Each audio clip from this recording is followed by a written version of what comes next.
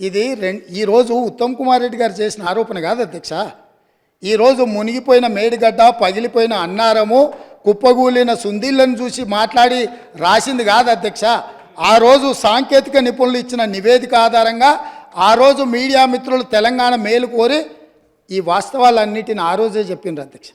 వీటన్నిటిని పెడచెవిన పెట్టి దోసుకోవాలి, దాచుకోవాలన్న ఆలోచనతోని, తెలంగాణ ఖజానాను కొల్లగొట్టాలన్న ఆలోచనతోటి ఈరోజు ఇంత దుర్మార్గానికి ఒడిగట్టి ఈరోజు ఈ రకంగా ఇక్కడికి వచ్చి మా వెంకన్న మాట్లాడితే వెంకన్న మీద దాడి, మా భట్టి గారు మాట్లాడితే వారి మీద దాడి, మంత్రి గారిని అసలు సహించలేకపోతున్నాడు.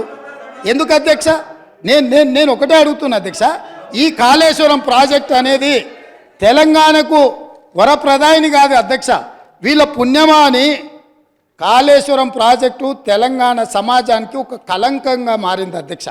ఇవాళ ఈ కలంకాన్ని నిలువెత్తు ఆధారాలు అక్కడ ఉంటే పక్కున పగిలిపోయి రెండుగా చీలిపోయి నేలకు కుంగిపోయి నిటారుగాడపోయి నిలబడితే సిగ్గుతో తెలంగాణ సమాజం తల వంచుకొని పరిస్థితులు కల్పించిన వాళ్ళు ఇంకా నిస్సిగ్గుగా సభలో నిలబడి మమ్మల్ని ప్రశ్నిస్తారా అధ్యక్ష?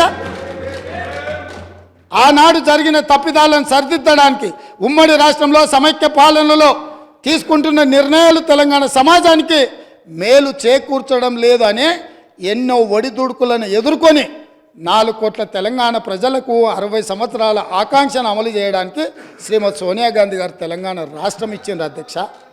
అట్లా ఇచ్చిన తెలంగాణను వీళ్ళని నమ్మి వీళ్ళ చేతిలో పెడితే 10 సంవత్సరాల దివాలా తీయించి కొల్లగొట్టి ప్రాజెక్టులు పక్కున బలిగిపోతుంటే దాని మీద క్షమాపణ చెప్పకుండా ఇంకా ఎదురుదాడి ఏంది అధ్యక్ష?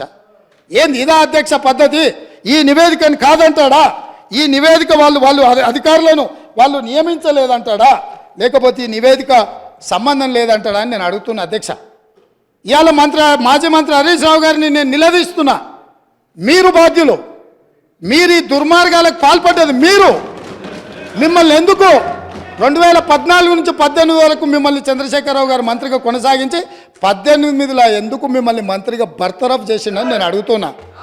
మీరు ఈ దోపిడీలో ఆ తర్వాత వచ్చిన చంద్రశేఖరరావు ఈ శాఖకు మంత్రి, ఈ పాపాలకంతా వాళ్ళిద్దరు కారణం కాదా అధ్యక్ష?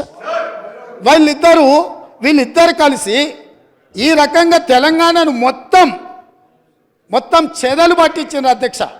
తెలంగాణను మొత్తం దోపిడి. ఇట్లాంటి పరిస్థితుల్లో ఇంకా కూడా ఈ రకమైన మొండి వాదనలు, తొండి వాదనలు వద్దు హరీష్ రావు గారు.